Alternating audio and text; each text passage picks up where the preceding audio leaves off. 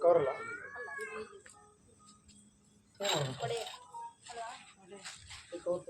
ಇದು ಹೊರಗಡೆ ಬರಲಿ ಯಾವುದು ಹೊಡಿತಲ್ಲ ಈಗ ಈಗಲ್ಲ ಒಂದು ನಿಮಿಷ ಅವರೆಲ್ಲ ಸ್ಟಾರ್ಟ್ ಮಾಡ್ತಾರೆ ಅವ್ರು ಯಾವಾಗ ಹೇಳ್ತಾರೆ ಅವಾಗ ಹೊಡಿ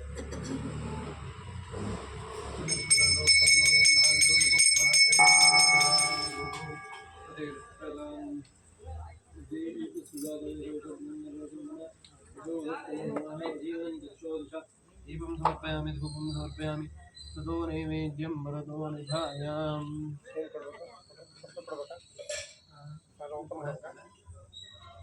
प्रसाद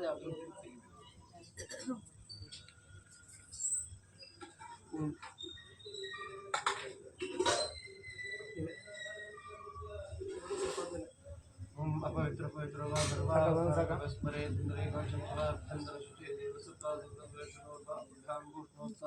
भूर्भुवस्वः सप्तसांगसाय सर्वालंकारभू सपरिवार श्री लक्ष्मी सहितनारायणाभ्यां नमः नैवेद्यार्थप्रस्थापनैवेद्यं श्री वरसिद्धिविनायक मूर्तये नमो नमः नैवेद्यार्थं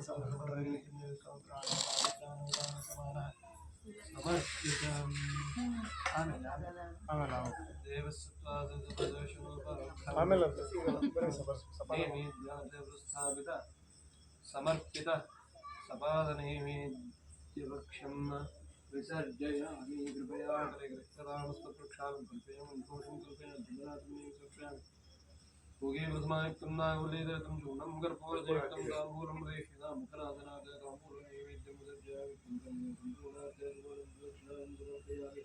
अधिकपुण्यबलावाप्त्यर्थं मङ्गलनीराजयिष्यम्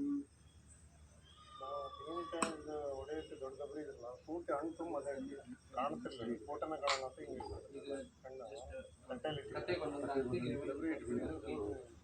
ಅಷ್ಟು ಕರೆಕ್ಟಾಗಿ ಚೆನ್ನಾಗಿದೆ ಅಂದರೆ ಕಟ್ಟೆ ಸಣ್ಣದಾಯಿತು ದೊಡ್ಡ ಇದು ಜಾಸ್ತಿ ಹಣ್ಣು ಜಾಸ್ತಿ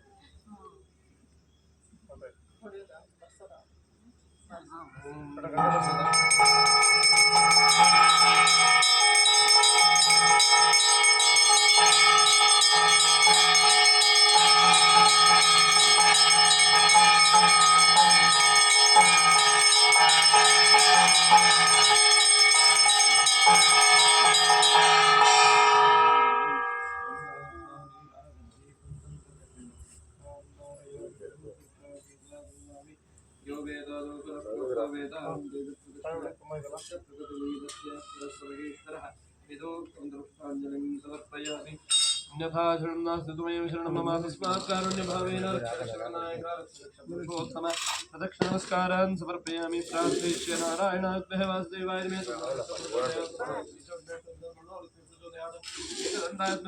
मे प्रचोदयातु प्रार्थयामि नमस्करोमि मनसोद्दिष्टप्रार्थनां समर्पयामि अथ पूजा आराधनेन आवाहितलक्ष्मी दैवत्यनारायण प्रियन्तास्तु पूर्वोचित प्रदान संकल्पित प्रकारेण कृत पूजाराधन संपूर्ण फलावाप्त्यर्थं यथा जिज्ञासा ज्ञाने कथा श्रवणार्थं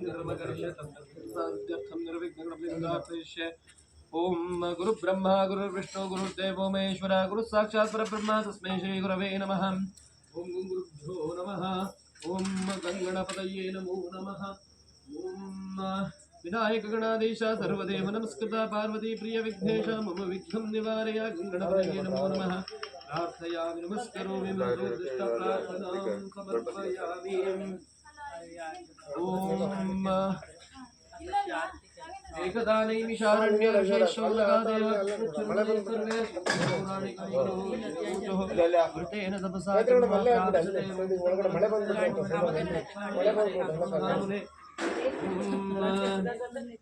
सपरिवार श्रीदेव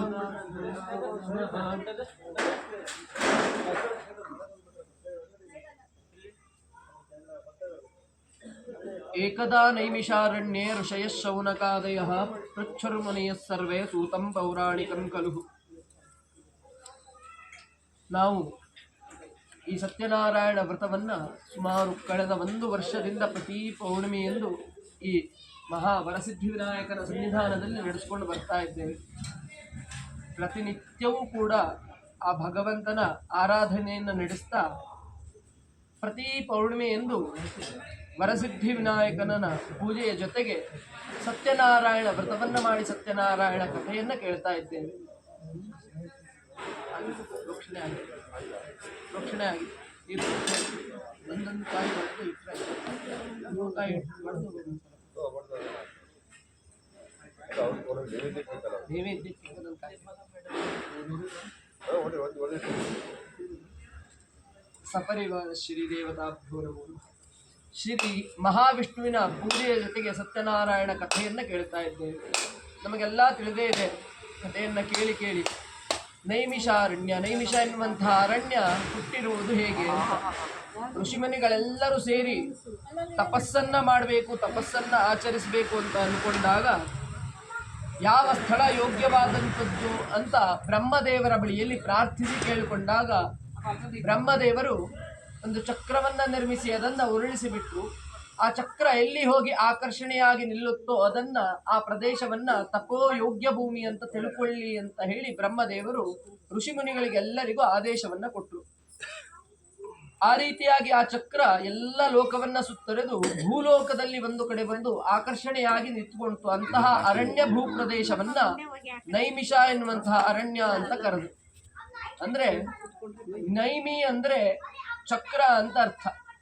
ಆ ಚಕ್ರವು ಆಕರ್ಷಣೆಯಾಗಿ ನಿಂತಿರುವ ಕಾರಣದಿಂದ ಅಂತಹ ಅರಣ್ಯವನ್ನ ನೈಮಿಷಾರಣ್ಯ ಅಂತ ಕರೆದು. ಅಂತಹ ಅರಣ್ಯದಲ್ಲಿ ಋಷಿಮುನಿಗಳೆಲ್ಲರೂ ಸೇರಿ ತನ್ನ ತಪಸ್ಸನ್ನ ತಮ್ಮ ಶಿಷ್ಯಂದರಿಗೆ ಪಾಠ ಪ್ರವಚನವನ್ನ ಬೋಧಿಸಲಿಕ್ಕೆ ಪ್ರಾರಂಭ ಮಾಡಿದ್ರು. ಪ್ರತಿನಿತ್ಯ ಪಾಠ ಪ್ರವಚನಗಳು ನಡೀತಾ ಇರುತ್ತೆ. ಸಾಯಂಕಾಲದ ವೇಳೆಯಲ್ಲಿ ಆ ದಾರಿಯಲ್ಲಿ ಯಾವುದಾದರೂ ಋಷಿಮುನಿಗಳು ಹೋಗ್ತಾ ಇದ್ರೆ ಅವರಿಗೆ ಸತ್ಕಾರವನ್ನ ನೀಡಿ ಅವರ ಬಳಿಯಿಂದ ತಮ್ಮ ಅನೇಕ ಪ್ರಶ್ನೆಗಳಿಗೆ ಉತ್ತರವನ್ನ ಪಡೆದುಕೊಳ್ಳುವುದು, ಉಪದೇಶವನ್ನ ಪಡೆದುಕೊಳ್ಳುವಂಥದ್ದು ಅವರ ರೂಢಿಯಲ್ಲಿ ಬಂದಂತಹ ದೈನಂದಿನ ದಿನಚರಿ. ಆ ದಾರಿಯಲ್ಲಿ ಸೂತ ಪುರಾಣಿಕರು ಒಮ್ಮೆ ಹೋಗ್ತಾ ಇರುವಾಗ ಅವರನ್ನು ನೋಡಿ ಇವರಿಗೆಲ್ಲ ಖುಷಿ ಆಗುತ್ತೆ. ಸೂತ ಪುರಾಣಿಕರು ಹೆಸರೇ ಹೇಳುವಂತೆ ಕಥೆಯಲ್ಲಿ ಹೇಳುವಲ್ಲಿ ಎತ್ತಿದ ಕೈ. ಅವರು ಕಥೆಯನ್ನ ಹೇಳ್ತಾ ಇದ್ರೆ ಮೈಯೆಲ್ಲ ರೋಮಾಂಚನವಾಗ್ತಿತ್ತಂತೆ. ಅಂತಹ ಪುರಾಣಿಕರು ಅಲ್ಲಿ ಬಂದಿದ್ದರಿಂದ ಅವರ ಬಳಿಯಿಂದ ಕಥೆಯನ್ನ ಕೇಳಬೇಕು ಅಂತ ಹೇಳಿ ರಾಮಾಯಣ ಮಹಾಭಾರತಾದಿ ಕಥೆಗಳನ್ನೆಲ್ಲವನ್ನ ಕೇಳಿಕೊಂಡ್ರು.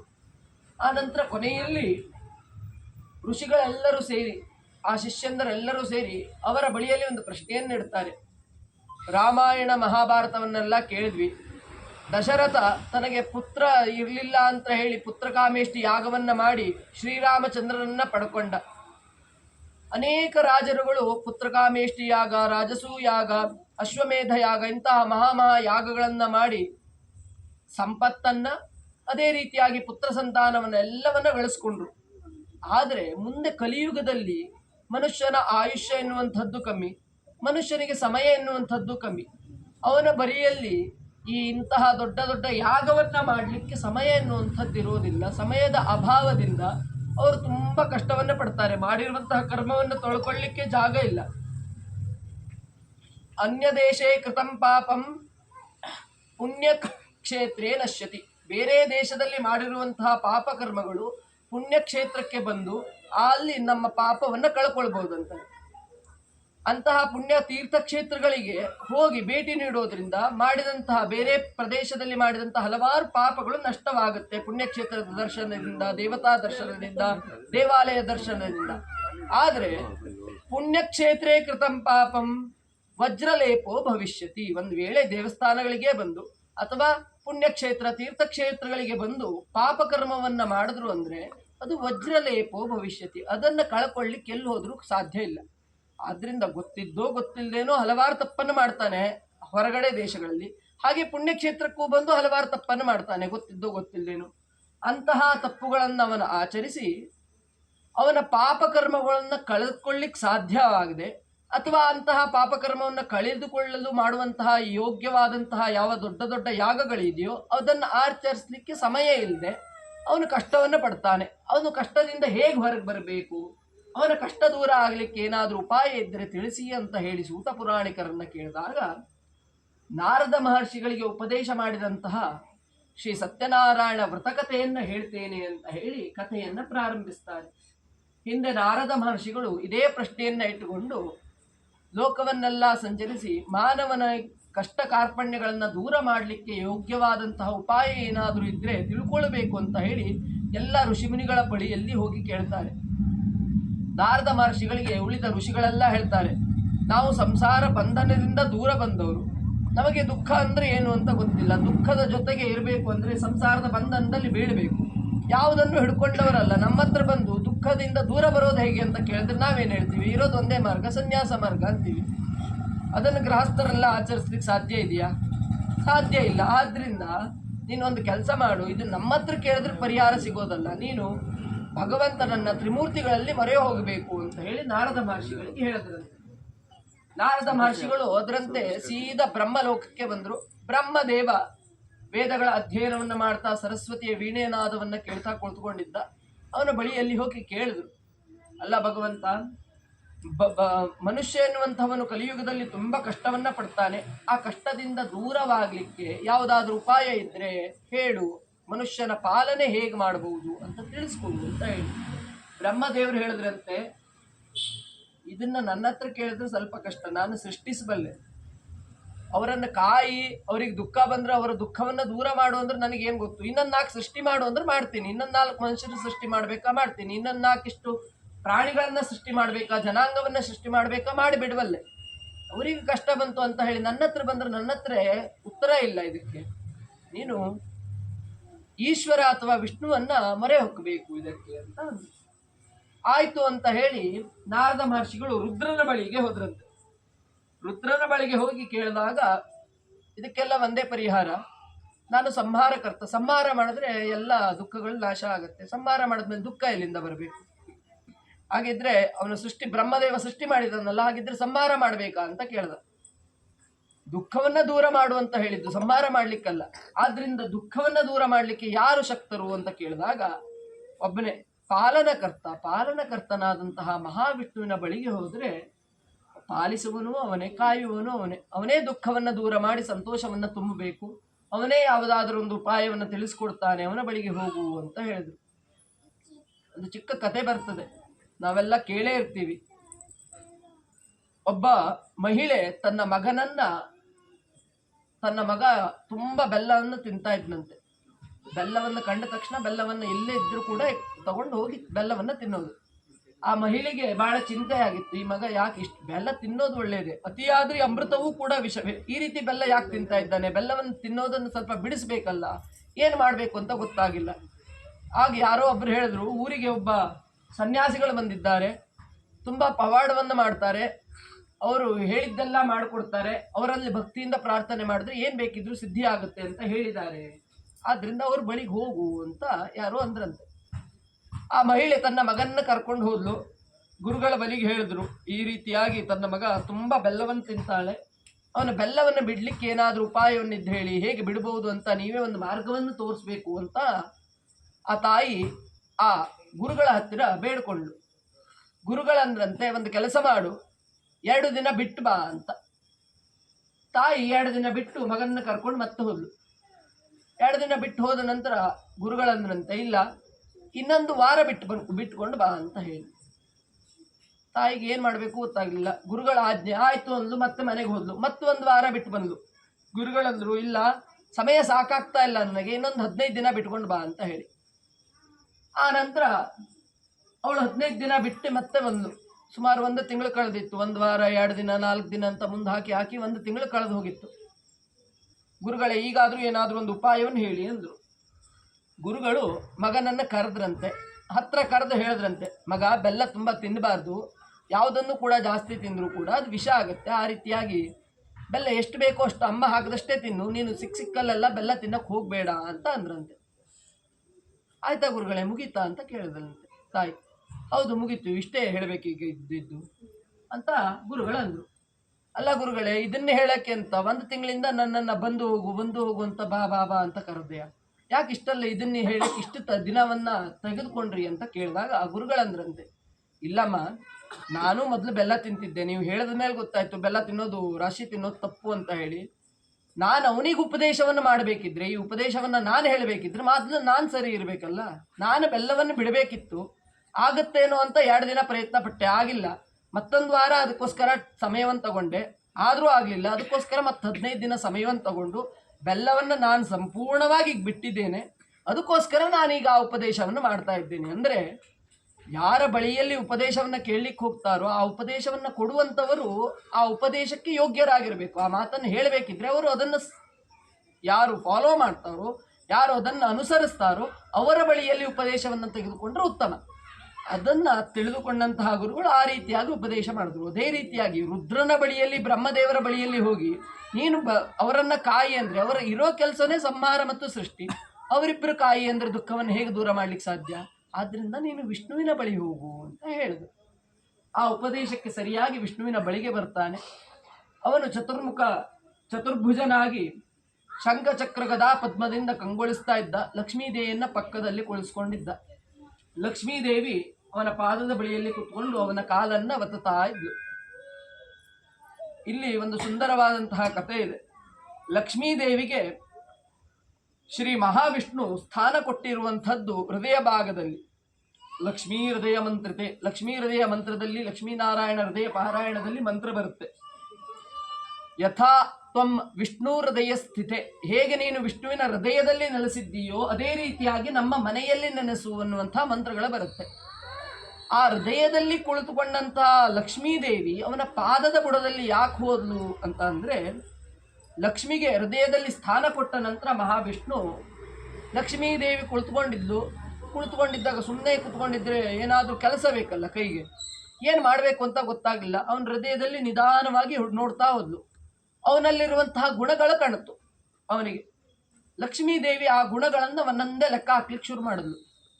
ಲೆಕ್ಕ ಹಾಕಿದ್ಲು ಅನಂತ ಗುಣಗಳನ್ನು ನೋಡಿದ್ಲು.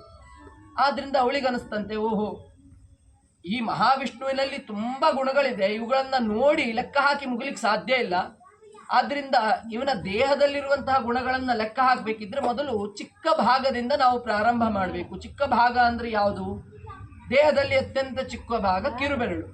ಕಿರುಬೆರಳಲ್ಲೂ ಕೂಡ ಕಾಲಿನ ಕಿರುಬೆರಳು ಅತ್ಯಂತ ಚಿಕ್ಕದು. ಆದ್ರಿಂದ ಕಾಲಿನ ಕಿರುಬೆರಳಲ್ಲಿರುವಂತಹ ಮಹಾವಿಷ್ಣುವಿನ ಗುಣವನ್ನ ಲೆಕ್ಕ ಹಾಕ್ತೀನಿ ಅಂತ ಹೇಳಿ ಹೃದಯದಲ್ಲಿರುವಂತಹ ಮಹಾಲಕ್ಷ್ಮಿ ಅವನ ಪಾದದ ಬುಡದಲ್ಲಿ ಬಂದು ಕುತ್ಕೊಂಡಂತೆ. ಅವನ ಪಾದದ ಬುಡದಲ್ಲಿ ಬಂದು ಕುತ್ಕೊಂಡು ಅವನ ಗುಣವನ್ನ ಲೆಕ್ಕ ಹಾಕ್ಲಿಕ್ಕೆ ಶುರು ಮಾಡಿದ್ರು. ತ್ವಂ ಆನಂದಮಯೋಸಿ, ತ್ವಂ ವಿಜ್ಞಾನಮಯೋಸಿ, ತ್ವಂ ಪ್ರತ್ಯಕ್ಷಂ ಬ್ರಹ್ಮಾಸಿ, ಇಂತಹ ಮಂತ್ರಗಳಲ್ಲಿ ಬರುತ್ತೆ. ಇಂತಹ ಮಂತ್ರಗಳಿಂದ ಅವಳು ಒಂದೊಂದೇ ಗುಣವನ್ನ ಲೆಕ್ಕ ಹಾಕ್ತಾ ಅವು ಕೋಟಿ ಲಕ್ಷ ಕೋಟಿಗಳು ದಾಟಿ ಅನಂತ ಗುಣಗಳಾದ ತಕ್ಷಣ ಒಂದು ಗೆರೆಯನ್ನೇ ಎಳ್ಕೊಂಡು, ಈಗ ನಾವೆಲ್ಲ ಜಪ ಮಾಡಬೇಕಿದ್ರೆ 108 ಜಪ ಆದ ತಕ್ಷಣ, ಒಂದು ಜಪಮಾಲೆ ಆದ ತಕ್ಷಣ ಒಂದು ಅಡಕೆಯೋ ಅಥವಾ ಒಂದು ಕಡ್ಡಿಯೋ ಏನೋ ಒಂದು ತೆಗೆದಿಡ್ತೀವಿ 1000 ಜಪ ಮಾಡಬೇಕಿದ್ರೆ. ಅದೇ ರೀತಿ ಅವಳು ಏನ್ ಮಾಡಿದ್ಲು, ಅನಂತ ಗುಣವನ್ನ ಲೆಕ್ಕ ಹಾಕಿದ್ಲು, ಒಂದು ಗೆರೆಯನ್ನೇ ಎಳೆದ್ಲು ಕಾಲಿನ ಮೇಲೆ. ಮತ್ತೆ ಲೆಕ್ಕ ಮಾಡ್ಲಿಕ್ಕೆ ಶುರು ಮಾಡಿದ್ಲು, ಮತ್ತೆ ಅನಂತ ಗುಣವಾಯ್ತು, ಮತ್ತೊಂದು ಗೆರೆಯನ್ನು ಎಳೆದ್ಲು. ಹೀಗೆ ಗೆರೆ ಎಳಿತಾ ನೀವು ವಿಷ್ಣು ಪಾದವನ್ನ ಯಾರಾದ್ರೂ ಹೋಗಿ ನೋಡಿದ್ರೆ ಅವನ ಕಾಲಿನ ಮೇಲೆ, ವಿಷ್ಣು ಪಾದದ ಮೇಲೆ ರೇಖೆಗಳಿವೆ. ಆ ರೇಖೆಗಳು ಯಾರು ಸೃಷ್ಟಿಸಿದ್ದು ಅಂತ ಹೇಳಿದ್ರೆ ಲಕ್ಷ್ಮೀದೇವಿ ಅವನ ಕಿರುಬೆರಳಿನ ಗುಣವನ್ನ ಲೆಕ್ಕ ಮಾಡ್ತಾ ಆ ರೇಖೆಗಳನ್ನು ಸೃಷ್ಟಿಸ್ಲಿಕ್ಕೆ ಶುರು ಮಾಡಿದ್ಲಂತೆ. ಆಗ ಶುರು ಮಾಡಿ ಲೆಕ್ಕ ಹಾಕಕ್ಕೆ ಶುರು ಮಾಡಿದಂತಹ ಗುಣಗಳು ಇನ್ನೂ ಕೂಡ ಲಕ್ಷ್ಮೀದೇವಿಯ ಕೈಯಲ್ಲಿ ಲೆಕ್ಕ ಹಾಕಿ ಮುಗಿಲಿಲ್ಲ. ಅದಕ್ಕೋಸ್ಕರ ಇನ್ನೂ ಕೂಡ ಅವಳು ಪಾದದ ಬಳಿಯಲ್ಲೇ ಕುಳಿತುಕೊಂಡು ಅವನ ಕಾಲನ್ನ ಒತ್ತುತ್ತಾ ಅವನ ಗುಣವನ್ನ ಲೆಕ್ಕ ಹಾಕ್ತಾ ಇದ್ದಾಳೆ ಅಂತ ಹೇಳಿ ಭಾಗವತ ಪುರಾಣದಲ್ಲಿ ಬರ್ತದೆ. ಅಂತಹ ಲಕ್ಷ್ಮೀದೇವಿಯು ಕೂಡ ಲೆಕ್ಕ ಹಾಕಲು ಸಾಧ್ಯವಾಗದಂತಹ ಗುಣಗಳನ್ನು ಹೊಂದಿರುವಂತಹ ಮಹಾವಿಷ್ಣುವನ್ನ ಪರಿಪರಿಯಾಗಿ ನಮಿಸ್ತಾ ಅವನ ಬಳಿಯಲ್ಲಿ ಕೇಳ್ತಾನೆ. ಎಲ್ಲರೂ ಕೂಡ ಕಷ್ಟ ಕಾರ್ಪಣ್ಯದಿಂದ ಬಳಲ್ತಾ ಇದ್ದಾರೆ, ಇವರನ್ನ ಕಷ್ಟ ಕಾರ್ಪಣ್ಯದಿಂದ ಹೊರತರಲಿಕ್ಕೆ ಯಾವುದಾದ್ರೂ ಯೋಗ್ಯ ಉಪಾಯವಿದ್ರೆ ಹೇಳು ಅಂತ ಹೇಳಿ. ಆಗ ಭಕ್ತವತ್ಸಲನಾದಂತಹ ನಾರಾಯಣ ಸತ್ಯನಾರಾಯಣ ವ್ರತವನ್ನ ನಾನು ನಿನಗೆ ಬೋಧಿಸ್ತೇನೆ. ಸತ್ಯನಾರಾಯಣ ವ್ರತವನ್ನ ಸಬಂಧು ಸಹಿತವಾಗಿ ಸಮೇತರಾಗಿ ಕಲಶವನ್ನ ಹೂಡಿ ತನ್ನ ಕಾಯಿಯಲ್ಲಿ ತನ್ನ ಮುಖವನ್ನ ಪರಿಕಲ್ಪಿಸಿ, ತನ್ನ ದೇಹವನ್ನ ಕಲಶದಲ್ಲಿ ಪರಿಕಲ್ಪಿಸಿ, ಅಲಂಕಾರಗಳನ್ನೆಲ್ಲ ಮಾಡಿ, ಪೂಜೆಯನ್ನ ಮಾಡಿ, ಬಂಧು ಸಮೇತರಾಗಿ ಪ್ರಸಾದವನ್ನ ಭಕ್ಷಣೆ ಮಾಡುವುದರಿಂದ, ಕಥೆಯನ್ನ ಕೇಳುವುದರಿಂದ ಅವರ ಕಷ್ಟ ಕಾರ್ಪಣ್ಯಗಳು ದೂರವಾಗ್ತದೆ ಅಂತ ಹೇಳಿ ಮೊದಲನೇ ಅಧ್ಯಾಯದಲ್ಲಿ ನಾರದ ಮಹರ್ಷಿಗಳಿಗೆ ಶ್ರೀಮನ್ನಾರಾಯಣ ಸತ್ಯನಾರಾಯಣ ವೃತ್ತದ ಕಥೆಯ ಬಗ್ಗೆ ಹೇಳ್ತಾನೆ ಅಂತ ಹೇಳಿ ಮೊದಲನೇ ಅಧ್ಯಾಯವನ್ನ ಮುಗಿಸ್ತಾರೆ. ಸತ್ಯ ಸಂತೇಯಮಾನ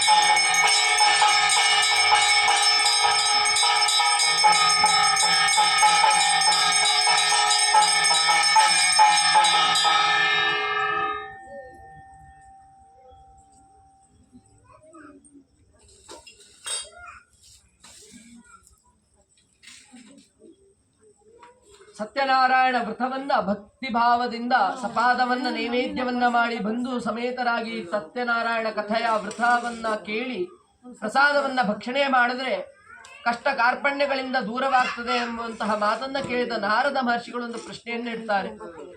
ಈ ವ್ರತವನ್ನ ಯಾರಾದರೂ ಮುಂಚೆ ಮಾಡಿದ್ರೆ ಆ ವ್ರತವನ್ನ ಯಾರು ಮಾಡಿದ್ರು, ಆ ವ್ರತವನ್ನ ಮಾಡುವುದರಿಂದ ಯಾವ ಪ್ರಯೋಜನ, ಯಾವ ರೀತಿಯಾಗಿ ವ್ರತವನ್ನ ಮಾಡಿದ್ರೆ ಯಾವ ಯಾವ ಫಲವನ್ನ ಅವರು ಪಡೆದುಕೊಳ್ತಾರೆ ಅಂತ ಹೇಳಿ ಸವಿಸ್ತಾರವಾಗಿ ವಿವರಿಸಬೇಕು ಅಂತ ಹೇಳಿ ನಾರಾಯಣನ ಬಳಿಯಲ್ಲಿ ನಾರದ ಮಹರ್ಷಿಗಳು ಕೇಳಿದಾಗ ನಾರದ ಮಹರ್ಷಿಗಳಿಗೆ 2ನೇ ಅಧ್ಯಾಯದಲ್ಲಿ ಮೊದಲನೇ ಕಥೆಯನ್ನು ಹೇಳ್ತಾನೆ.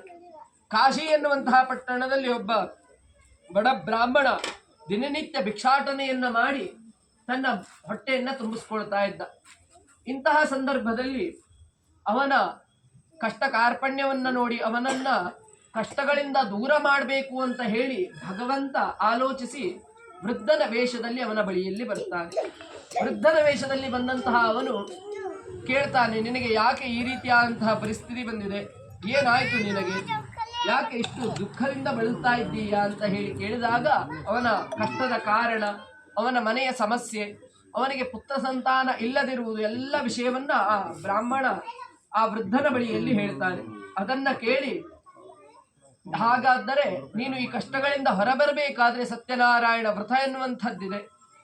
ಯಥಾಮಿಲಿತ ದ್ರವ್ಯದಿಂದ ಭಕ್ತಿಯಿಂದ ಸಪಾದವನ್ನ ನೈವೇದ್ಯ ಮಾಡಿ ಕಥಾಶ್ರವಣ ಮಾಡುವುದರಿಂದ ಬಾಂಧವ ಸಹಿತರಾಗಿ ಪೂಜಾ ಪುನಸ್ಕಾರವನ್ನ ಮಾಡುವುದರಿಂದ ಸತ್ಯನಾರಾಯಣ ಸಂಪ್ರೀತನಾಗಿ ಲಕ್ಷ್ಮೀ ಸಮೇತನಾಗಿ ಸತ್ಯನಾರಾಯಣ ಬಂದು ನೆಲೆಸ್ತಾನೆ. ಸಂಪತ್ತು ಎನ್ನುವಂಥದ್ದು ದೊರೀತದೆ, ಸತ್ಸಂತಾನ ಪ್ರಾಪ್ತಿಯೂ ಆಗ್ತದೆ. ಆದ್ದರಿಂದ ಈ ವ್ರತವನ್ನ ಮಾಡ್ತೇನೆ ಅಂತ ಹೇಳಿ ಸಂಕಲ್ಪವನ್ನ ಮಾಡು ಅಂತ ಹೇಳಿ ಆ ವೃದ್ಧ ಅವನ ಬಳಿಯಲ್ಲಿ ಹೇಳ್ತಾನೆ. ಅಲ್ಲ, ಊಟಕ್ಕೆ ಹೊಟ್ಟೆಗೆ ಹಿಟ್ಟಿಲ್ಲ, ಜುಟ್ಟಿಗೆ ಮಲ್ಲಿಗೆ ಹೂ ಬೇಕು ಅಂದ್ರೆ ನಾವೆಲ್ಲಿಂದ ತರೋದು? ನಮಗೇ ಹೊಟ್ಟೆಗೆ ಹಿಟ್ಟಿಲ್ಲದೆ ಇರುವಾಗ ಈ ದೊಡ್ಡ ಪೂಜೆಯನ್ನ ಅಥವಾ ಸತ್ಯನಾರಾಯಣ ವ್ರತವನ್ನ ಮಾಡಬೇಕು ಅಂದ್ರೆ ಸಂಪತ್ತು ಎಲ್ಲಿಂದ ಬರಬೇಕು? ಅದಕ್ಕೆ ಪೂಜಾ ದ್ರವ್ಯಗಳು ಬೇಕಲ್ಲ, ಅದನ್ನ ಎಲ್ಲಿಂದ ಒದಗಿಸೋದು ಅಂತ ಹೇಳಿ ಆ ವೃದ್ಧನ ಬಳಿಯಲ್ಲಿ ಕೇಳ್ತಾನೆ. ಅದಕ್ಕೆ ನೀನು ಸಂಕಲ್ಪವನ್ನ ಮಾಡು, ಭಗವಂತ ಆ ಕಾರ್ಯವನ್ನ ನಡೆಸ್ಕೊಂಡು ಹೋಗ್ತಾನೆ. ಯಾವುದೂ ಕೂಡ ನಾವು ಮಾಡೋದಲ್ಲ, ನಾವು ಮಾಡೋದು ಎನ್ನುವಂಥದ್ದು ಭ್ರಮೆ. ಭಗವಂತ ಎನ್ನುವಂಥವನು ಅವನಿಗೆ ಹೇಗೆ ಬೇಕೋ ಹಾಗೆ ನಡೆಸ್ಕೊಂಡು ಹೋಗ್ತಾನೆ. ನಾವೆಲ್ಲ ನಿಮಿತ್ತ ಮಾತ್ರ. ನಾನು ಬಂದು ಇಲ್ಲಿ ಪೂಜೆ ಮಾಡಿದೆ ಅಥವಾ ನಾನು ಬಂದು ಏನೋ ಮಾಡಿದೆ, ಅವ್ರು ಬಂದು ಏನೋ ಮಾಡಿದ್ರು ಇಲ್ಲ.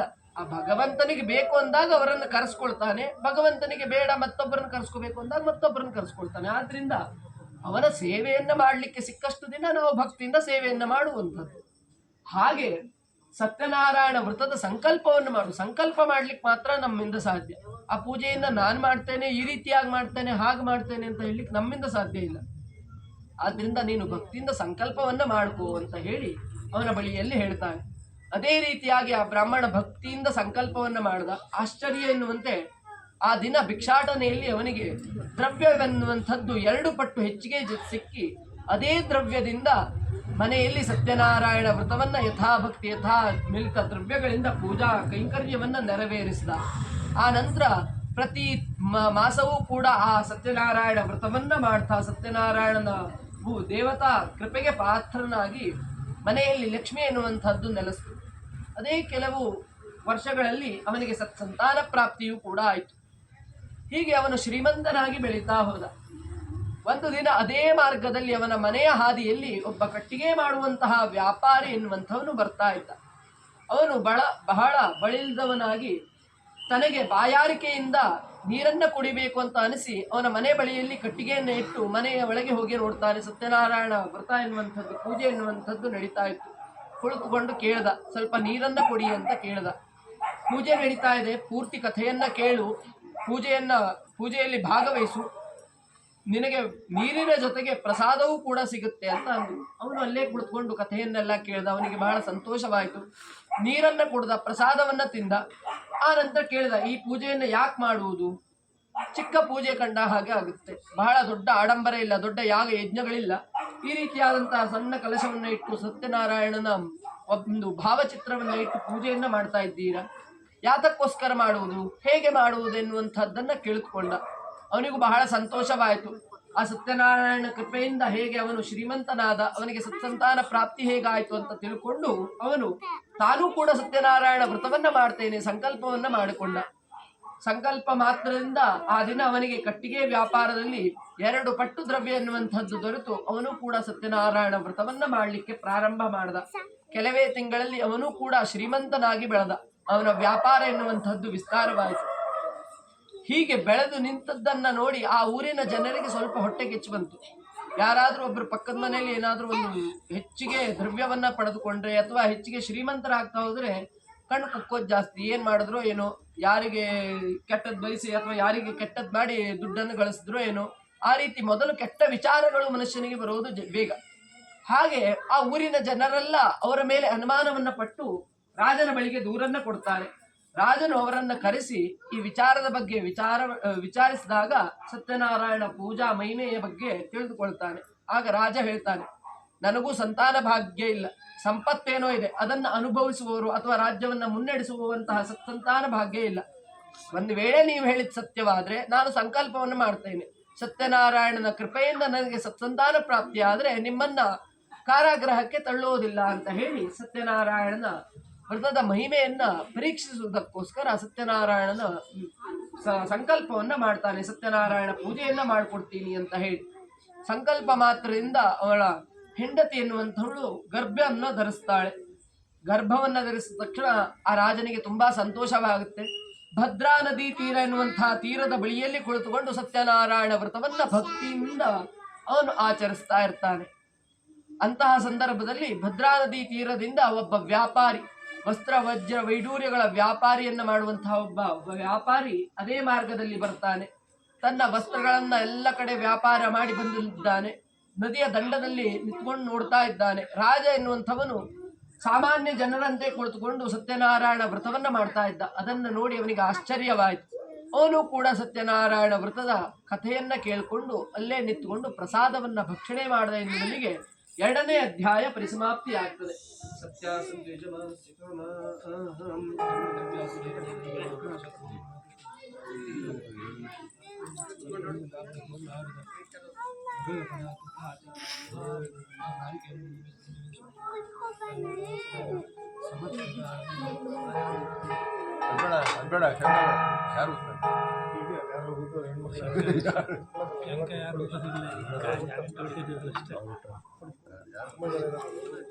ಯಾರು ಇಲ್ಲಪ್ಪ, ಯಾರು ಹುಡುಕಿ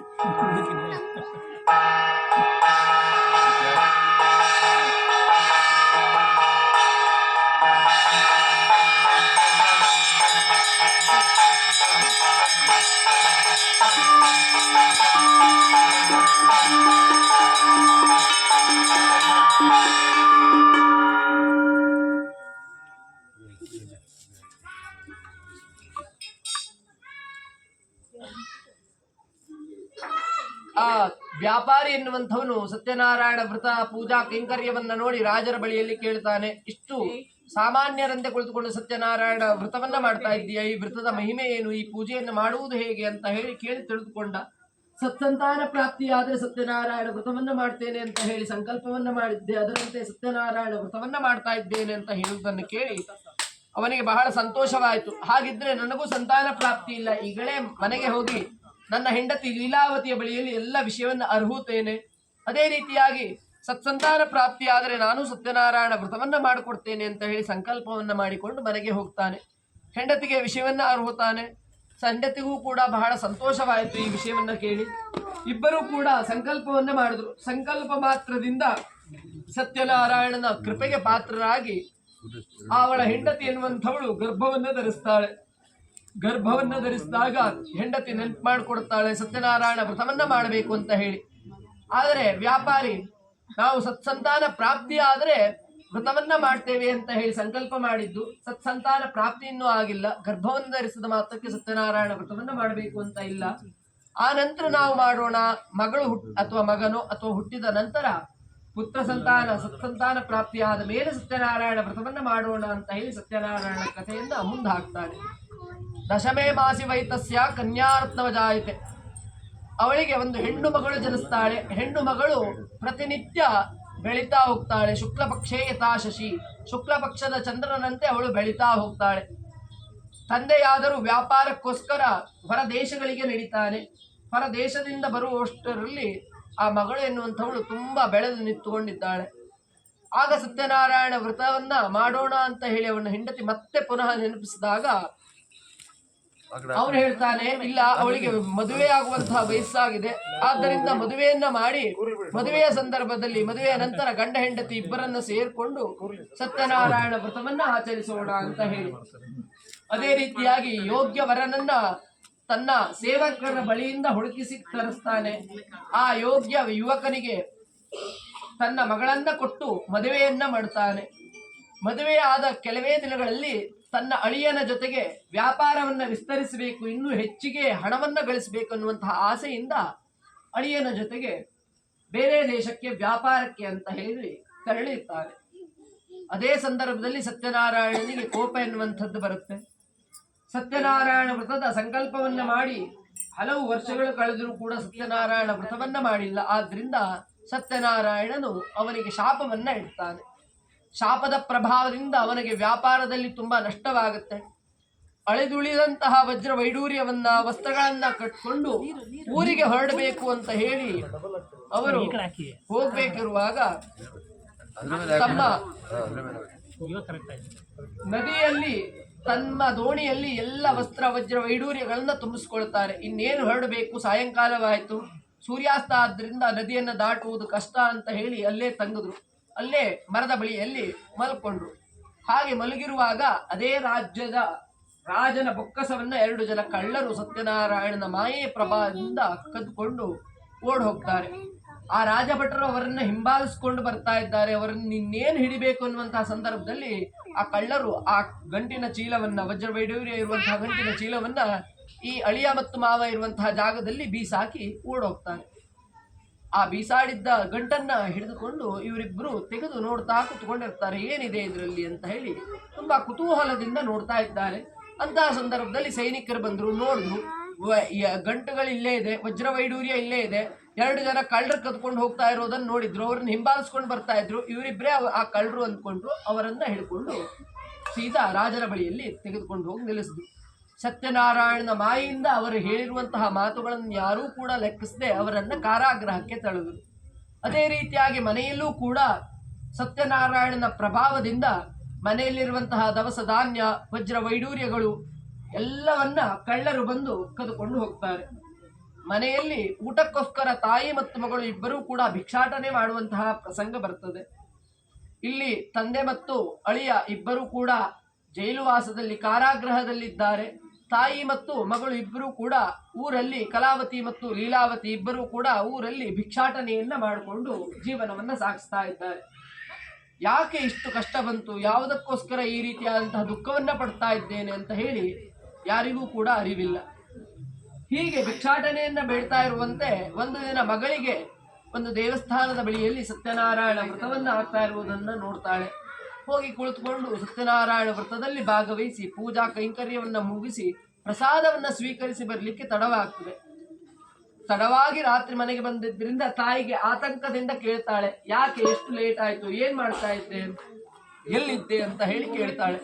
ಆಗ ನಾನು ಹೀಗೆ ದೇವಸ್ಥಾನದ ಬಳಿಯಲ್ಲಿ ಭಿಕ್ಷಾಟನೆಯನ್ನು ಮಾಡ್ತಾ ಇರಬೇಕಿದ್ರೆ ಪೂಜೆ ನಡೀತಿತ್ತು, ಸತ್ಯನಾರಾಯಣ ವ್ರತ ನಡೀತಾ ಇತ್ತು. ಅದನ್ನ ಕೇಳಿ ಆ ಪ್ರಸಾದವನ್ನ ಭಕ್ಷಣೆ ಮಾಡಿ ಬಂದೆ, ನಿನಗೂ ಕೂಡ ಪ್ರಸಾದವನ್ನು ತಂದಿದ್ದೇನೆ ಅಂತ ಹೇಳಿ ಮಗಳು ಕೊಟ್ಟಾಗ ಆ ತಾಯಿಗೆ ನೆನಪಾಗತ್ತೆ, ನಾವೆಲ್ಲರೂ ಸತ್ಯನಾರಾಯಣ ವ್ರತವನ್ನ ಮಾಡ್ತೀವಿ ನೀನು ಹುಟ್ಟಿದ್ರೆ ಅಂತ ಹೇಳಿ ಸಂಕಲ್ಪವನ್ನ ಮಾಡಿದ್ವಿ. ಸಂಕಲ್ಪವನ್ನ ಮಾಡಿ ಪೂಜೆಯನ್ನ ಮಾಡದೇ ಇರುವ ಕಾರಣದಿಂದ ನಮಗೆ ಈ ದುಸ್ಥಿತಿ ಬಂದಿದೆ. ಆದ್ದರಿಂದ ಶೀಘ್ರವಾಗಿ ಸತ್ಯನಾರಾಯಣ ವ್ರತವನ್ನ ಮಾಡ್ತೇವೆ ಅಂತ ಹೇಳಿ ಮತ್ತೆ ಸಂಕಲ್ಪವನ್ನ ಮಾಡ್ತಾರೆ.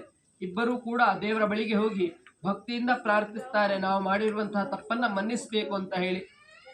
ಆ ಭಕ್ತಿಯ ಪ್ರಭಾವದಿಂದ, ಆ ಸತ್ಯನಾರಾಯಣನ ಭಕ್ತಿಯಿಂದ ಬೇಡಿದರ ಪ್ರಭಾವದಿಂದ ಅವನು ಅವರಿಗೆ ಆಶೀರ್ವಾದವನ್ನ ಮಾಡ್ತಾನೆ. ರಾಜನ ಕನಸಿನಲ್ಲಿ ರಾತ್ರಿಯ ಬೆಳಗಿನ ಜಾವದಲ್ಲಿ ಬಂದು, ನೀನು ಈ 2 ಜನರನ್ನ ಬಿಡಬೇಕು, ಅವರಿಬ್ಬರು ಕಳ್ಳರಲ್ಲ, ಸರಿಯಾದ ಕಳ್ಳರನ್ನ ಹುಡುಕಿಸಬೇಕು, ಇಲ್ಲದಿದ್ದರೆ ನಿನ್ನ ಮಕ್ಕಳನ್ನ, ನಿನ್ನ ರಾಜ್ಯವನ್ನ ನಾಶ ಮಾಡ್ತೇನೆ ಅಂತ ಹೇಳಿ ಆದೇಶವನ್ನ ನೀಡ್ತಾನೆ. ಆ ಆದೇಶವನ್ನ ಕೇಳಿದಂತಹ ಆ ರಾಜ ಭಯದಿಂದ ಮರುದಿನ ರಾಜ್ಯಸಭೆಯಲ್ಲಿ ಗುರುಗಳ ಎದುರಿಗೆ ಎಲ್ಲ ವಿಷಯವನ್ನ ಹರುವುತ್ತಾನೆ. ಹಾಗಿದ್ದರೆ ಭಗವಂತನ ಪ್ರಭಾವದಿಂದ ಇದೆಲ್ಲವೂ ನಡೆದಿರುವಂತಹದ್ದು, ಕಳ್ಳರನ್ನ ಹುಡುಕಿಸೋಣ, ಅವರನ್ನ ಮೊದಲು ಬಿಡಬೇಕು ಅಂತ ಹೇಳಿ ಅವರು ಯೋಗ್ಯವಾದಂತಹ ವಿಚಾರಣೆಯನ್ನ ನಡೆಸಿ ಕಳ್ಳರನ್ನ ಹಿಡಿದುಕೊಂಡು ತರ್ತಾರೆ. ಆ ಇಬ್ಬರನ್ನೂ ಕೂಡ ಕಾರಾಗೃಹದಿಂದ ವಿಮೋಚನೆಯನ್ನ ಮಾಡ್ತಾರೆ. ಅವರಿಗೆ ಸಂಪತ್ತನ್ನ, ವಜ್ರ ವೈಡೂರ್ಯಗಳನ್ನೆಲ್ಲವನ್ನ ಕೊಟ್ಟು, ನೀವು ಇನ್ನು ಮನೆಗೆ ತೆರಳಬಹುದು, ನಿಮ್ಮ ಮೇಲೆ ಯಾವುದೇ ರೀತಿಯಾದಂತಹ ನಾವು ಶಿಕ್ಷೆಯನ್ನ ಗುರಿ ಮಾಡೋದಿಲ್ಲ ನಿಮಗೆ ಅಂತ ಹೇಳಿ ಅವರನ್ನ ಬಿಟ್ಟು ಕಳಿಸ್ತಾರೆ. ಇಬ್ಬರೂ ಕೂಡ ಬಂದು ತಮ್ಮ ವಜ್ರ ವೈಡೂರ್ಯವನ್ನ, ಸಂಪತ್ತನ್ನ ಎಲ್ಲವನ್ನ ದೋಣಿಯಲ್ಲಿ ತುಂಬಿಸಿಕೊಂಡು ಅಲ್ಲಿಂದ ಮನೆಗೆ ಹೊರಡಬೇಕು ಅಂತ ಹೇಳಿ ಸಿದ್ಧತೆಯನ್ನ ನಡೆಸಿಕೊಂಡ್ರು. ಆಹಾರಕ್ಕೋಸ್ಕರ, ನೀರಿಗೋಸ್ಕರ ಅಳಿಯ ನೀರನ್ನ ತರಲಿಕ್ಕೆ ಅಂತ ಆ ಕಡೆ ಹೋದ ಎನ್ನುವಲ್ಲಿಗೆ 3ನೇ ಅಧ್ಯಾಯ ಎನ್ನುವಂಥದ್ದು ಪರಿಸಮಾಪ್ತಿ ಆಗ್ತದೆ.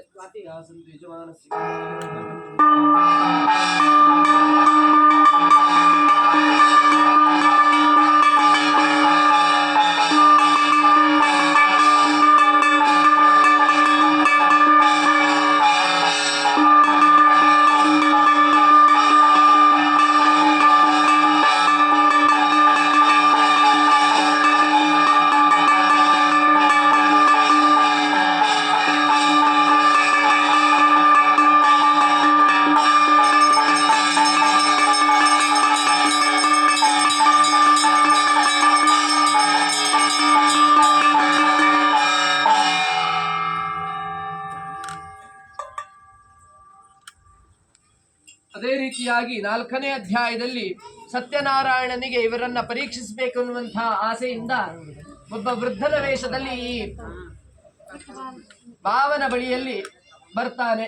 ಅವನ ಬಳಿಯಲ್ಲಿ ಬಂದು ಕೇಳ್ತಾನೆ, ಈ ದೋಣಿಯಲ್ಲಿ ಏನನ್ನ ತುಂಬಿಸ್ಕೊಂಡು ಹೋಗ್ತಾ ಇದ್ದೀರಾ ಅಂತ ಹೇಳಿ. ಮಾವ ಹೇಳ್ತಾನೆ, ನಾವೆಲ್ಲರೂ ಬಡವರು, ಈ ಕಾಡಿನಲ್ಲಿ ಕಸಕಡ್ಡಿಗಳೆಲ್ಲ ಇದೆ, ಅದನ್ನೆಲ್ಲ ತುಂಬಿಸ್ಕೊಂಡು ದೋಣಿಯಲ್ಲಿ ತೆಗೆದುಕೊಂಡು ಹೋಗ್ತಾ ಇದ್ದೇನೆ ಅಂತ ಹೇಳಿ. ಯಾಕೆಂದ್ರೆ ಈ ಸ್ಥಾನದಲ್ಲಿ, ಈ ದೋಣಿಯಲ್ಲಿ ವಜ್ರ ವೈಡೂರ್ಯಗಳಿಂದ ತುಂಬಿಕೊಂಡಂತಹ ದೋಣಿ ಇದು ಅಂತ ಹೇಳಿದ್ರೆ, ನನಗೆ ಸ್ವಲ್ಪ ಕೊಡು, ನಾನು ಬಡವ ಅಂತ ಹೇಳಿ ನನ್ನ ಬಳಿಯಲ್ಲಿ ಭಿಕ್ಷಾಟನೆ ಮಾಡಿದ್ರೆ ತನ್ನ ಬಳಿಯಲ್ಲಿರುವಂತಹ ಸಂಪತ್ತನ್ನ ಕೊಡಬೇಕಾಗುತ್ತೆ ಎನ್ನುವಂಥ ಆಸೆಯಿಂದ ಮಾವ ಅವನಿಗೆ ಸುಳ್ಳನ್ನು ಹೇಳ್ತಾನೆ. ಅವನು ತಥಾಸ್ತು, ಹಾಗೆಯೇ ಆಗ್ಲಿ ಅಂತ ಹೇಳಿ ಅಲ್ಲಿಂದ ದೂರ ಹೋಗಿ ಹತ್ತಿರದಲ್ಲಿದ್ದಂತಹ ದಂಡೆಯ ಮೇಲೆ ಕುಳಿತುಕೊಂಡು ತಪಸ್ಸನ್ನ ಮಾಡ್ಲಿಕ್ಕೆ ಶುರು ಮಾಡ್ತಾನೆ. ಮಾವ ಬಂದು ದೋಣಿಯನ್ನ ತೆಗೀಬೇಕು ಅಂತ ಹೇಳಿ ದೋಣಿಯಲ್ಲಿ ಗಂಟನ್ನ ಕಟ್ಟಿದ್ದಂತಹ ವಜ್ರ ವೈಡೂರ್ಯವನ್ನ ತೆಗೆದು ನೋಡ್ತಾನೆ. ಅಲ್ಲಿರುವಂತಹ ವಜ್ರ ವೈಡೂರ್ಯಗಳೆಲ್ಲ ಆಗಾಗಲೇ ಕಸಗಡ್ಡಿಗಳಾಗಿ ಮಾರ್ಪಾಡಾಗಿತ್ತು. ಅದನ್ನ ನೋಡಿ ಬಹಳ ದುಃಖವಾಗುತ್ತೆ. ಅಲ್ಲೇ ಮೂರ್ಛೆಯನ್ನು ಹೋಗ್ತಾನೆ. ಅಳಿಯ ಬಂದು ಅವನನ್ನು ಎಬ್ಬಿಸಿ ಕೇಳಿಸ್ತಾನೆ, ಏನಾಯ್ತು ಅಂತ ಹೇಳಿ. ನಡೆದಂತಹ ಘಟನೆಯನ್ನ ಅಳಿಯನಿಗೆ ಎಲ್ಲವನ್ನ ವಿವರಿಸಿದ. ಅದನ್ನ ಕೇಳಿ ಅವನಿಗೆ ಬಹಳ ದುಃಖವಾಯಿತು. ಹಾಗಿದ್ರೆ ಆ ವೃದ್ಧನ ಬಳಿಯಲ್ಲೇ ಹೋಗಿ ನಾವು ಬೇಡಿಕೊಳ್ಳಬೇಕು, ಏನಾಗಿದೆ ಅಂತ ಹೇಳಿ ತಿಳಿದುಕೊಳ್ಳಬೇಕು ಅಂತ ಹೇಳಿ ಅವನ ಬಳಿಯಲ್ಲಿ ಹೋಗಿ ಕ್ಷಮೆಯನ್ನ ಯಾಚಿಸ್ತಾರೆ. ಅವರ ಭಕ್ತಿಗೆ ಮೆಚ್ಚಿ ಮಹಾವಿಷ್ಣು, ವೃದ್ಧನ ವೇಷದಲ್ಲಿರುವಂತಹ ಮಹಾವಿಷ್ಣು ಹೇಳ್ತಾನೆ, ನೀವು ಸತ್ಯನಾರಾಯಣ ವ್ರತವನ್ನ ಮಾಡ್ತೀವಿ ಅಂತ ಹೇಳಿ ಸಂಕಲ್ಪವನ್ನ ಮಾಡದೇ ಇರುವಂತಹ ಪ್ರಭಾವದಿಂದ ಈ ರೀತಿಯಾದಂತಹ ಕಷ್ಟ ಕಾರ್ಪಣ್ಯ ಬಂದಿದೆ. ಆದ್ದರಿಂದ ಶೀಘ್ರವಾಗಿ ಈ ವ್ರತವನ್ನ ಮಾಡಿ ಅಂತ ಹೇಳಿ ಅಲ್ಲಿಂದ ಅದೃಶ್ಯನಾಗ್ತಾನೆ. ಸತ್ಯನಾರಾಯಣನ ಮಾಯೆಯಿಂದ ಈ ರೀತಿಯಾಗಿ ನಡೆದಿದ್ದನ್ನ ಕಂಡು ಆಶ್ಚರ್ಯವಾಗಿ ಮನೆಗೆ ಹೋಗಿ ಸತ್ಯನಾರಾಯಣ ವ್ರತವನ್ನ ಮಾಡ್ತೇವೆ ಅಂತ ಹೇಳಿ ಸಂಕಲ್ಪವನ್ನ ಮಾಡ್ತಾರೆ. ಮನೆಗೆ ತೆರಳುತ್ತಾರೆ. ಮನೆಗೆ ಬರ್ತಾ ಇರುವಂತೆ ದಾರಿ ಮಧ್ಯದಲ್ಲಿ ಈಗಾಗಲೇ ಆ ತಾಯಿ ಮತ್ತು ಮಗಳು ಇಬ್ಬರು ಸತ್ಯನಾರಾಯಣ ವ್ರತದ ಸಂಕಲ್ಪವನ್ನ ಮಾಡಿ ಸತ್ಯನಾರಾಯಣ ವ್ರತವನ್ನ ಪೂಜಾ ಕೈಂಕರ್ಯವನ್ನ ಮಾಡಲಿಕ್ಕೆ ಪ್ರಾರಂಭವನ್ನ ಮಾಡಿದ್ರು. ಅದೇ ರೀತಿಯಾಗಿ ಸತ್ಯನಾರಾಯಣ ವ್ರತದ ಪ್ರಭಾವದಿಂದ ಅವರು ವಿಮುಕ್ತರೂ ಆಗಿದ್ದರು. ಈ ಮಾವ ಮತ್ತು ಅಳಿಯ ಇಬ್ಬರೂ ಕೂಡ ಅದನ್ನ ನೋಡಿ ತಾವು ಮನೆಗೆ ಊರಿಗೆ ಬಂದಂತಹ ವಿಷಯವನ್ನ ತಮ್ಮ ಹೆಂಡತಿಯರಿಗೆ ತಿಳಿಸಬೇಕು ಅಂತ ಹೇಳ್ತಾರೆ. ಅದನ್ನ ಕೇಳಿಕೊಂಡು ರಾಜಭಟರು ಅಂದರೆ ಅವರ ಸೇವಕರೆಲ್ಲರೂ ಹೋಗಿ ಅವರು ಬರುವಂತಹ ವಿಷಯವನ್ನ ತಿಳಿಸಿಕೊಡುತ್ತಾರೆ. ಅದನ್ನ ವಿಷಯವನ್ನ ತಿಳಿದಂತಹ ತಾಯಿ ಮತ್ತು ಮಗಳು ಗಂಡನ್ನ ನೋಡುವಂತಹ ತವಕದಲ್ಲಿ ತಾಯಿ ಹೇಳ್ತಾಳೆ, ನಾವು ಸತ್ಯನಾರಾಯಣ ವ್ರತವನ್ನ ನಾನು ಮುಗಿಸಿದ್ದೇನೆ, ಕಥೆಯನ್ನ ಕೇಳಿದ್ದೇನೆ, ನೀನು ಸತ್ಯನಾರಾಯಣ ವ್ರತವನ್ನ ಮುಗಿಸಿಕೊಂಡು ಬಾ ಅಂತ ಹೇಳಿ. ಮಗಳಿಗೆ ಗಂಡನನ್ನ ನೋಡದೆ ಬಹಳ ವರ್ಷಗಳಾಗಿತ್ತು. ಆದ್ರಿಂದ ಗಂಡನನ್ನ ನೋಡುವಂತಹ ತವಕದಲ್ಲಿ ಸತ್ಯನಾರಾಯಣ ಕಥೆಯನ್ನ ಮಧ್ಯದಲ್ಲೇ ಬಿಟ್ಟು ನದಿಯ ದಡದಲ್ಲೇ ಬರ್ತಾಳೆ. ಅದನ್ನ ನೋಡಿದಂತಹ ಸತ್ಯನಾರಾಯಣನಿಗೆ ಕೋಪ ಬಂದು ಅವರಿಗೆ ಶಾಪವನ್ನು ಇಡುತ್ತಾನೆ. ಶಾಪದ ಪ್ರಭಾವದಿಂದ ಅವರು ಬರುತ್ತಿರುವಂತಹ ಆ ದೋಣಿ ಎನ್ನುವಂಥದ್ದು ನೀರಿನಲ್ಲಿ ಮುಳುಗಿ ಹೋಗುತ್ತೆ. ಅದನ್ನ ನೋಡಿ ಮಗಳು ಬಹಳ ದುಃಖವನ್ನ ಪಡ್ತಾಳೆ. ಯಾಕೆ ಸತ್ಯನಾರಾಯಣನ ಪೂಜೆಯನ್ನ ಮಾಡ್ತಾ ಇದ್ರು ಕೂಡ ಅಂತ ಹೇಳಿ ಅವರಿಗೆ ತಿಳಿಯೋದಿಲ್ಲ. ಆಗ ಆಕಾಶವಾಣಿ ಎನ್ನುವಂಥದ್ದಾಗಿ ಆಕಾಶವಾಣಿಯಲ್ಲಿ ಈ ರೀತಿಯಾಗಿ ಹೇಳುತ್ತೆ, ಸತ್ಯನಾರಾಯಣನ ಪ್ರಭಾವದಿಂದ ಸತ್ಯನಾರಾಯಣ ಕಥೆಯನ್ನ ಮಧ್ಯದಲ್ಲಿ ನಿಲ್ಲಿಸಿದ ಈ ರೀತಿಯಾದಂತಹ ಕಷ್ಟ ನಿನಗೆ ಬಂದಿದೆ. ಸತ್ಯನಾರಾಯಣ ಕಥೆಯನ್ನ ಕೇಳಿ ನೀವು ಪ್ರಸಾದವನ್ನ ಭಕ್ಷಣೆ ಮಾಡಿ ಅಂತ ಹೇಳಿ ಕೇಳಿದಾಗ ಅವಳು ಅದೇ ರೀತಿಯಾಗಿ ಮನೆಗೆ ಬಂದು ಸತ್ಯನಾರಾಯಣ ವ್ರತಕಥೆಯನ್ನ ಕೇಳಿ ಪ್ರಸಾದವನ್ನ ಭಕ್ಷಣೆ ಮಾಡಿ ಬಂದು ನದಿಯ ದಡದಲ್ಲಿ ನೋಡಿದಾಗ ಗಂಡ ಇದ್ದಂತಹ ದೋಣಿ ಎಲ್ಲವೂ ಕೂಡ ನದಿಯಲ್ಲೇ ಇತ್ತು. ಅದನ್ನು ನೋಡಿ ಬಹಳ ಸಂತೋಷವಾಗುತ್ತೆ.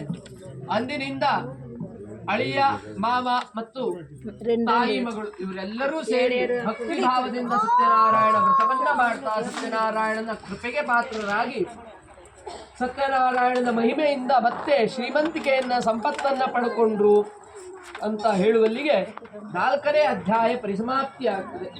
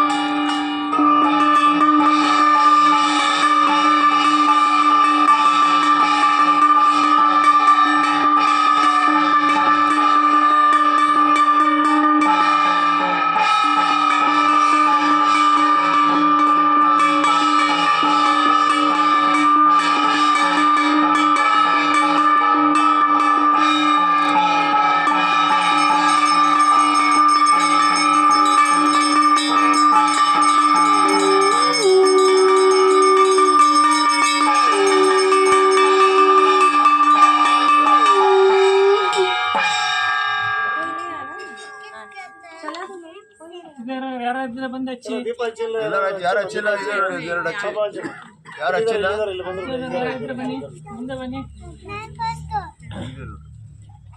ಅಲ್ಲೂ ಒಂದು ಎರಡಿದೆ ನೋಡಿ. ಎಲ್ಲರೂ ಕಾಯಿ ಹೊಡಿ, ಎಲ್ಲ ಕಾಯಿ ಹೊಡೆದು ಎಲ್ಲ ಕಾಯಿ ನೋಡಿ ಅವ್ರವ್ರ ಕಾಯಿ ಹೊಡೆದು ಅಲ್ಲೇ ಇಟ್ಟು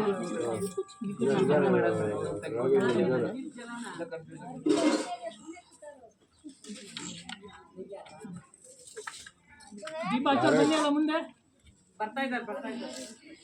ಒಂದೊಂದೇ ಹಚ್ಚಿಯಪ್ಪ, ಈಗ ಜಾಸ್ತಿ ಇಲ್ಲ, ಜನ ಇದ್ದಾರೆ. ಆಸೀದಂಗಧ್ವಜೋ ನಾಮ ಪ್ರಜಾಪಾಲನ ತತ್ಪರ. ಇದೇ ರೀತಿಯಾಗಿ 5ನೇ ಅಧ್ಯಾಯದಲ್ಲಿ ಅಂಗಧ್ವಜ ಎನ್ನುವಂತಹ ರಾಜ ತನ್ನ ಪ್ರಜೆಗಳನ್ನ ತನ್ನ ಮಕ್ಕಳಂತೆ ನೋಡ್ಕೊಳ್ತಾ ಇದ್ದ.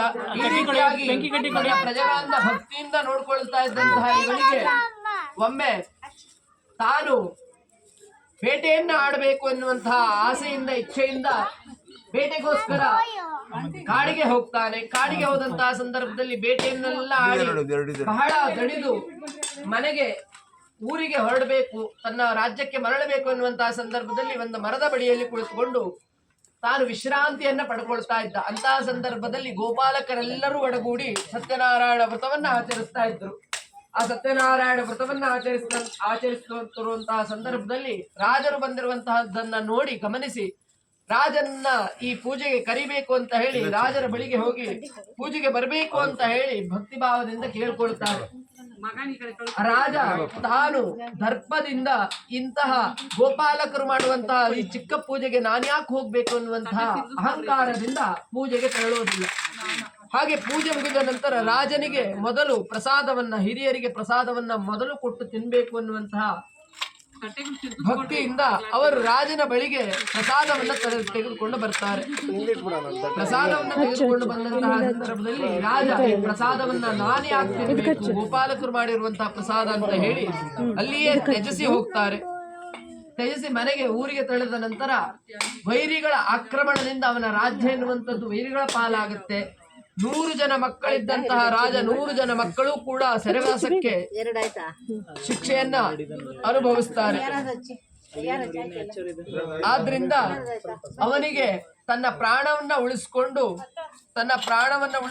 ತಾನು ಕಾಡಿಗೆ ಬಂದು ವಾಸಿಸ್ಲಿಕ್ಕೆ ಶುರು ಮಾಡ್ತಾನೆ. ತಾನು ಮಾಡಿರುವಂತಹ ತಪ್ಪ್ಯಾವುದು, ತಾನು ಯಾಕೆ ತನ್ನ ರಾಜ್ಯವನ್ನ ಕಳ್ಕೊಂಡೆ ಅನ್ನುವಂತಹದ್ದು ಅವನಿಗೆ ತಿಳಿದೆ. ಒಬ್ಬ ಋಷಿಮುನಿಯಲ್ಲಿ ಕೇಳಿದಾಗ ಋಷಿಮುನಿ ಭೂತ ಭವಿಷ್ಯವನ್ನ ಅರಿತು ಸತ್ಯನಾರಾಯಣ ವ್ರತದ ಮಹಿಮೆಯಿಂದ ನಿನಗೆ ಈ ಕಷ್ಟ ಬಂದಿದೆ, ಆದ್ದರಿಂದ ಗೋಪಾಲಕರಿಂದ ಒಡಗೂಡಿ ಸತ್ಯನಾರಾಯಣ ಪೂಜೆಯನ್ನ ಮತ್ತೆ ಆಚರಿಸು ಅಂತ ಹೇಳಿದ್ದನ್ನ ಕೇಳಿ ಸತ್ಯನಾರಾಯಣ ಪೂಜೆಯನ್ನ ಆಚರಿಸ್ತಾರೆ. ಸತ್ಯನಾರಾಯಣ ಪೂಜೆಯ ಮಹಿಮೆಯಿಂದ ಗೋಪಾಲಕರಿಂದ ಒಡಗೂಡಿ ಅವನು ಸೈನ್ಯವನ್ನ ಕಟ್ಟಿ ತಾನು ಕೂಡ ಮತ್ತೆ ಪುನಃ ರಾಜ್ಯಕ್ಕೆ ಹೋಗಿ ರಾಜ್ಯದಲ್ಲಿರುವಂತಹ ಎಲ್ಲ ತನ್ನ ಸಂಪತ್ತನ್ನ ಪಡ್ಕೊಳ್ತಾನೆ. ತನ್ನ ಮಕ್ಕಳನ್ನ ಸೆರೆವಾಸದಿಂದ ಹೊರಗೆ ತರ್ತಾನೆ. ಅದನ್ನ ನೋಡಿ ಅವನಿಗೆ ಆಶ್ಚರ್ಯವಾಗಿ ಆ ದಿನದಿಂದ ಆ ಊರಿನಲ್ಲಿ ಪ್ರತಿ ವರ್ಷವೂ ಕೂಡ ವರ್ಷ ಪೂರ್ತಿ ಪ್ರತಿಯೊಬ್ಬರ ಮನೆಯಲ್ಲಿ ಸತ್ಯನಾರಾಯಣ ವ್ರತವನ್ನ ಆಚರಿಸಬೇಕು ಅಂತ ಹೇಳಿ ತನ್ನ ರಾಜಾಜ್ಞೆಯನ್ನ ಹೊರಡಿಸ್ತಾನೆ. ಆ ಅಂಗಧ್ವಜ ಎನ್ನುವಂತಹ ರಾಜನಿಂದ ಕಲಿಯುಗದಲ್ಲೂ ಕೂಡ ಸತ್ಯನಾರಾಯಣ ವ್ರತ ಎನ್ನುವಂಥದ್ದು ಪ್ರಚಲಿತವಾಗ್ತದೆ ಅಂತ ಹೇಳಿ ನಾರದ ಮಹರ್ಷಿಗಳಿಗೆ ನಾರಾಯಣ ಉಪದೇಶವನ್ನ ಮಾಡ್ತಾನೆ ಎನ್ನುವಲ್ಲಿಗೆ 5ನೇ ಅಧ್ಯಾಯ ಪರಿಸಮಾಪ್ತಿಯಾಗ್ತದೆ ಅಂತ ಹೇಳಿ ಸೂತ ಪುರಾಣಿಕರು ತಮ್ಮ ಶಿಷ್ಯಂದರಿಗೆ ಕಥೆಯನ್ನ ಹೇಳ್ತಾರೆ. ಈ ಸತ್ಯನಾರಾಯಣ ವ್ರತವನ್ನ ಕೇಳೋದ್ರಿಂದ, ಈ ಸತ್ಯನಾರಾಯಣ ವ್ರತವನ್ನ ಆಚರಿಸೋದ್ರಿಂದ, ಭಕ್ತಿ ಭಾವದಿಂದ ಇವನ ಪೂಜೆಯಲ್ಲಿ ಪೂಜಾ ಕೈಂಕರ್ಯದಲ್ಲಿ ತಮ್ಮನ್ನ ತೊಡಗಿಸುವುದರಿಂದ ತಾವು ಬೇಡಿಕೊಂಡಂತಹ ಇಷ್ಟಾರ್ಥಗಳು ಸತ್ಕಾಮನೆಗಳು ಸಿದ್ಧಿಯಾಗ್ತದೆ ಅಂತ ಹೇಳಿ ಸತ್ಯನಾರಾಯಣನ 5 ಕಥೆಗಳಲ್ಲಿ ಅವನ ಮಹಿಮೆ ಎನ್ನುವಂಥದ್ದು ವರ್ಣಿಸಲಾಗಿದೆ. ಅಂತಹ ಸತ್ಯನಾರಾಯಣನ ಪೂಜಿಸಿರುವುದರಿಂದ ಇಲ್ಲಿ ಪೂಜೆ ಮಾಡಿರುವಂತಹ ಎಲ್ಲ ಭಕ್ತಾದಿಗಳಿಗೆ ಆ ಭಗವಂತ ಆ ವರಸಿದ್ಧಿ ವಿನಾಯಕ ಸದ್ಬುದ್ಧಿ ಸದ್ವಿದ್ಯೆಯನ್ನ ಕೊಟ್ಟು ಅವರ ಕುಟುಂಬವನ್ನ ಕಾಪಾಡಲಿ ಅಂತ ಹೇಳಿ 5ನೇ ಅಧ್ಯಾಯದ ಪರಿಸಮಾಪ್ತಿಯನ್ನು ಮಾಡ್ತೇನೆ.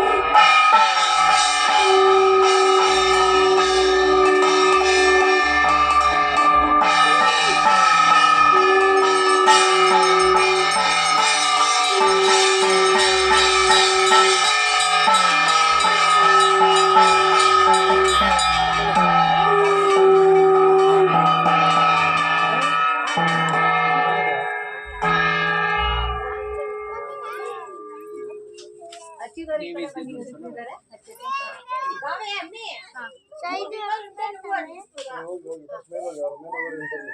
ಪಾಪ ಎತ್ಕೊಂಡ್ಬಾ. ಅಮ್ಮ ಚಿನ್ನು ಬರ್ಲಿಲ್ಲ. ಹೋಗಿ ಹೋಗಿ ಮತ್ತೆ ಅತ್ತೆ ಹೋಗಿ. ಅದೇ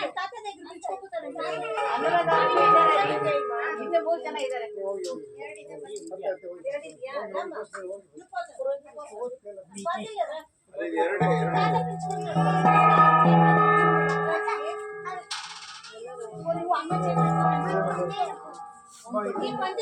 ఆడబిడ్డ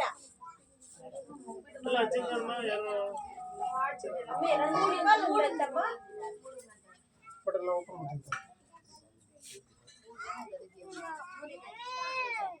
ಅದು ಓಪನ್ ಮಾಡ್ಬೇಕಾ ಅಮ್ಮ ಸೇರ್ಕೊಮ್ಮ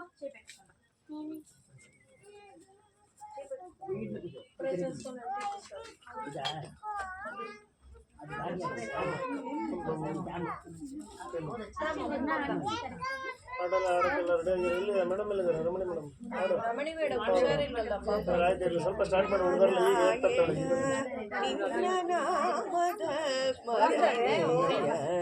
ತಾರಾಮೃತವು ಎನ್ನ ನಾಲಿಗೆಗೆ ಬರಲಿ ನಾರಾಯಣ ನಿನ್ನ ನಾಮದ ಸ್ಮರಣೆಯ ತಾರಾಮೃತವು ಎನ್ನ ನಾಲಿಗೆಗೆ ಬರಲಿ ನಾರಾಯಣ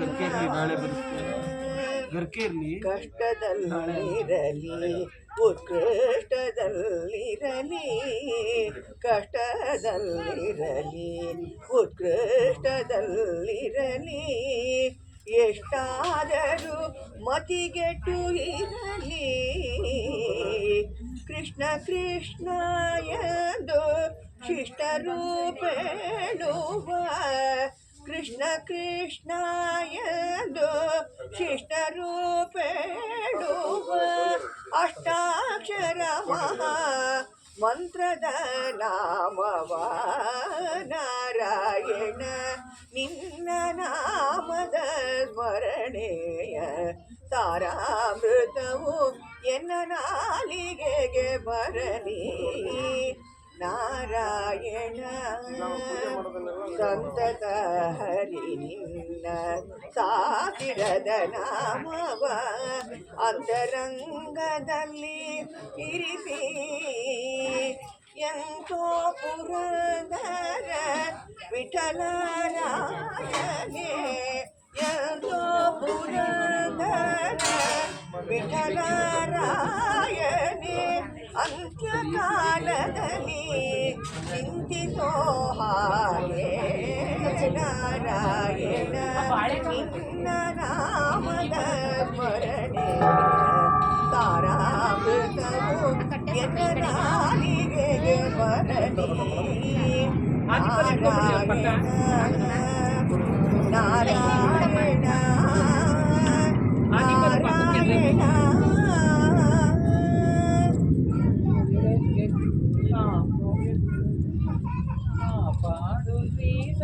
ನಾರಾಯಣ ಕಾಪಾಡು ಶ್ರೀ ಸತ್ಯನಾರಾಯಣ ಪನದ ಶಯನ ಪಾವನ ಚರಣ ಪನದ ಶಯನ ಪಾವನ ಚರಣ ನಂಬಿದೆ ನಿನ್ನ ಕಾಪಾಡು ಶ್ರೀ ಸತ್ಯನಾರಾಯಣ ನಾರಾಯಣ ಲಕ್ಷ್ಮೀನಾರಾಯಣ ನಾರಾಯಣ ಸತ್ಯನಾರಾಯಣ ಮನವೆಂಬ ಮಂಟಪ ಬೆಳಕಾಗಿದೆ ಹರಿನಾಮದ ಮಂತ್ರ ಕಾಡಿದೆ ಮನವೆಂಬ ಮಂಟಪ ಬೆಳಕಾಗಿದೆ ಹರಿನಾಮದ ಮಂತ್ರವೇ ಪಾಡಿದೆ ಎಂದೆಂದು ಸ್ಥಿರವಾಗಿ ನೀರಿರು ನಮ್ಮಲ್ಲಿ ಒಂದಾಗಿ ಉಸಿರಾಗಿರು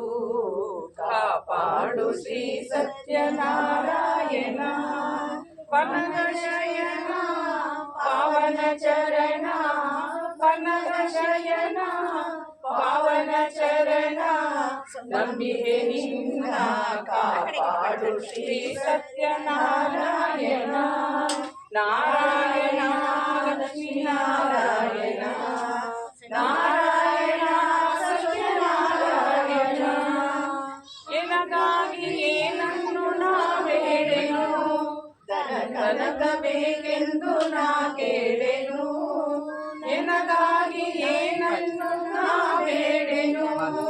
ಧನ ಕನಕ ಬೇಕೆಂದು ನಾ ಕೇಳೆನು ಎಂದೆಂದು ನಿಮ್ಮನಾಗಿ ನೀ ನೆಲೆಸಿರು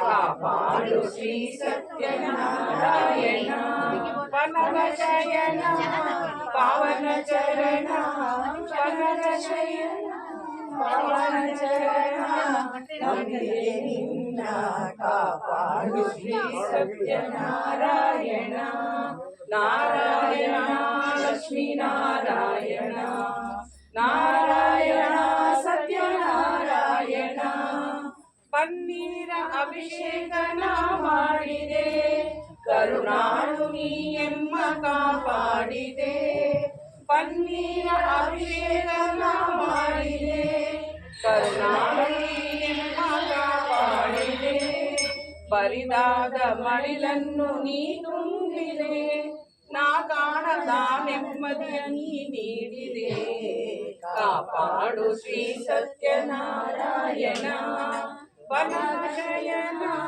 ಪಾವನ ಚರಣ ಪನಗಶಯನ ಪಾವನ ಚರಣ ನಂಬಿಕೆಯಿಂದ ಕಾಪಾಡು ಶ್ರೀ ಸತ್ಯನಾರಾಯಣ ನಾರಾಯಣ ಲಕ್ಷ್ಮೀ ನಾರಾಯಣ ನಾರಾಯಣ ಸತ್ಯನಾರಾಯಣ ನಾರಾಯಣ ಲಕ್ಷ್ಮೀ ನಾರಾಯಣ ನಾರಾಯಣ ಸತ್ಯನಾರಾಯಣ. ಎಲ್ಲರೂ ಸೇರಿ ದೀಪ ಹಚ್ಚಿರೋದಿಲ್ಲ. ದೀಪದ ಬೆಳಕಲ್ಲೇ ದೇವ್ರನ್ನ ನೋಡ್ಬೋದಾ? ಲೈಟ್ ಎಲ್ಲ ಬಂದ್ ಮಾಡ್ಬೋದು. ದೀಪದ ಬೆಳಕಲ್ಲೇ ದೇವ್ರನ್ನ ನೋಡಿ, ದೀಪದ ಬೆಳಕಲ್ಲೇ ದೇವರಿಗೆ ಆರತಿ ಎತ್ತಿದ್ರೆ